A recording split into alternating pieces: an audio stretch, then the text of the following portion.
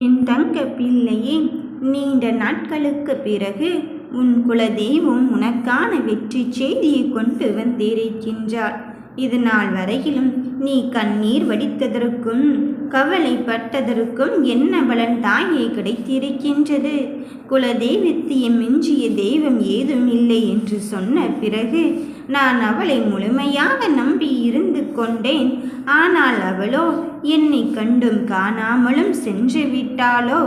எனக்காக இனி யார் வருவாள்? நான் அங்கு எத்தனையோ தடவை அழுது கொண்டாச்சு. இனியும் என்னை கண்டு கொள்ளவில்லை என்றால் என் வாழ்க்கை அந்தரத்தில் தொங்கிக் கொண்டு இருப்பது அப்படியே அருந்து விழுந்து விடும் போல் அல்லவா இருந்து கொண்டு இருக்கின்றது என்று உன் மனம் தீராத கவலையோடு வந்திருக்கின்றாய். கவலை கொள்ளாதே. கஷ்டத்தின் நிலைமை என்னவென்று புரிந்துவிட்டுதான் இந்த வாராகியின் மூலம் உனக்கான குலதெய்வம் உன்னை தேடி வந்து விட்டாள். உன்னை கண்ணீர் விட வைத்தவர்களை நான் பார்த்து கொள்கிறேன். உன்னை மனநோக வைத்தவர்களை நான் பார்த்து கொள்கிறேன்.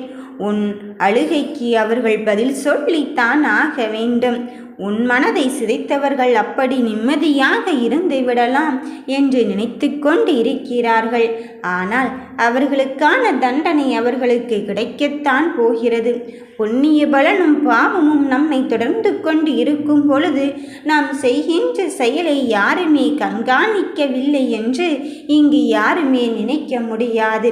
நம்மை பின்தொடர்வது இந்த வாராகியாக இருக்கும் பொழுது நாம் செய்கின்ற செயலில் இருந்து தப்பித்து கொள்ள முடியாது என்பதை முதலில் தெரிந்து கொள். என் தங்க பிள்ளையே, உனக்கு அங்கு மனதை சிதைத்து விட்டதோடு மட்டுமல்லாமல் அங்கு உன் வெற்றியையும் தடுத்துவிட்டு நீ சொல்லாத சில விஷயத்தையும் செய்யாத சில காரியத்தையும் அங்கு செய்தது போலவும் சொன்னது போலவும் சித்தரித்து உனக்கு தண்டனையை கொடுத்துவிட்டு அவர்கள் நிம்மதியாக இருந்து விடலாம் என்று நினைக்கிறார்கள். உன் மீது கொண்ட பொறாமை, உன் மீது கொண்ட போட்டி, அந்த போட்டியும் பொறாமையும் இருப்பதனால்தான் உன் வளர்ச்சி அங்கு தடைப்பட்டு கொண்டே இருக்கிறது. நீயோ நம் விஷயம்தான் யாருக்கும் தெரியவில்லையே, இனி எல்லாம் நல்லதாக நடக்கும் என்று நினைத்து கொண்டு இருக்கின்றாய்.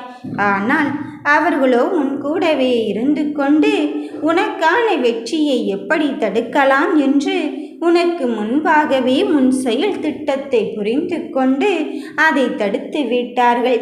இனியும் நான் பார்த்துவிட்டு அமைதி கொள்வேனோ என்று எண்ண வேண்டாம். ஏனென்றால் இந்த வராகியானவள் எச்சரிக்கையும் படுத்தியாச்சு.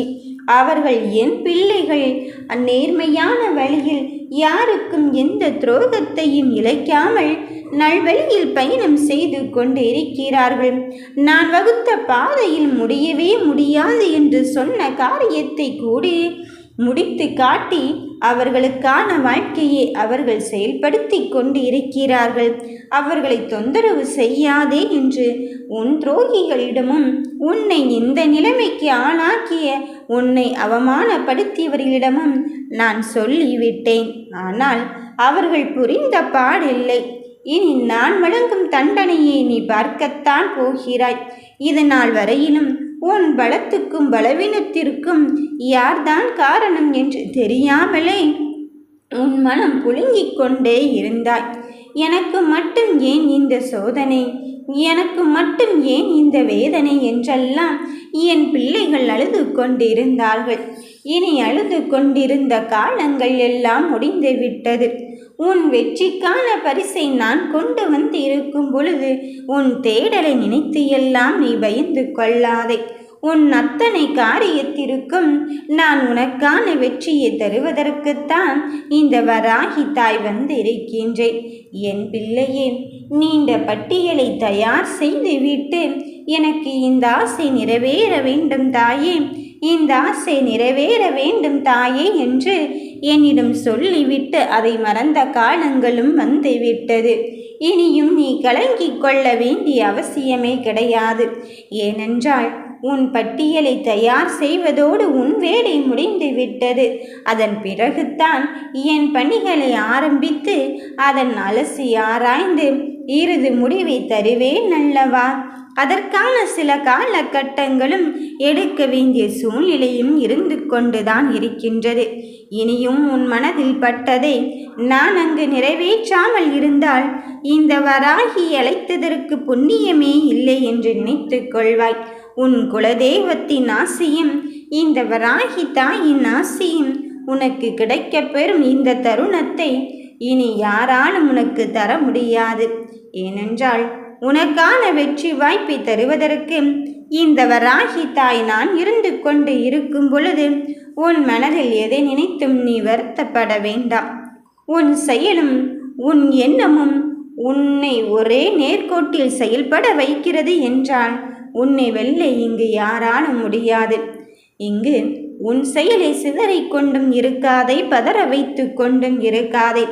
செய்கின்ற செயல் நல்லதாகத்தான் நடக்கும் என்பதில் நீ உறுதியாகவும் தெளிவாகவும் இருந்து உன் வெற்றியை செயல்படுத்தி கொண்டே இரு. யாருமே இல்லை என்று நீ நினைக்காதே. உனக்கான வெற்றியில் உன்னை கரம் பற்றவும் நீ அழுது கொண்டு இருக்கும் பொழுது என் கரத்தை கொண்டு உன் அழுகையை துடைக்கவும் இந்த வராகி நாசியோடு உன் குலதெய்வம் உன்னை தேடி வந்து விட்டாள். உன் குலதெய்வத்தை மிஞ்சிய தெய்வம் ஏது என் கண்ணின் மணியே?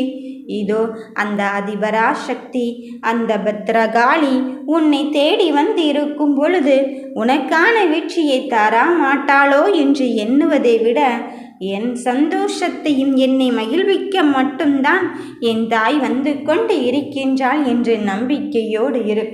உன் நம்பிக்கையை நான் வீணடிக்கப் போவதே கிடையாது.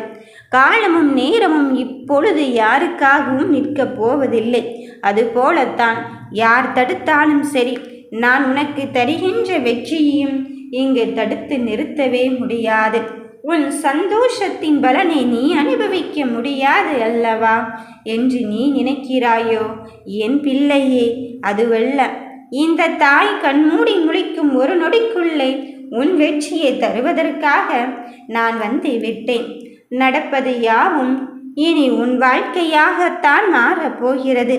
அதனால் உனக்கான திருப்பத்தை நான் தந்து கொண்டு இருக்கும் பொழுது, உன் வெற்றிக்கான தருணத்தை நான் தந்து கொண்டு இருக்கும் பொழுது நீ எதற்காகவும் அங்கு மனம் கலங்காதே.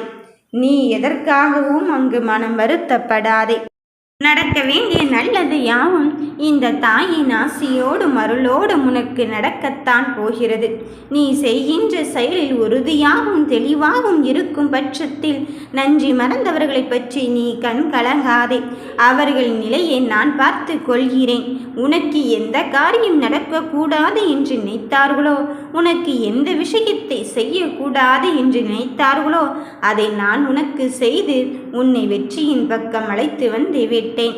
அவர்களுக்கான நிலைமை, அவர்களின் அழுகை மட்டும்தான் அங்கு சாத்தியமாகப் போகிறது. நீ நல்லது மட்டும் நினைக்கிறாய், நல்லதே உனக்கு நடக்கும். ஓம் வராகி தாயே போற்றி.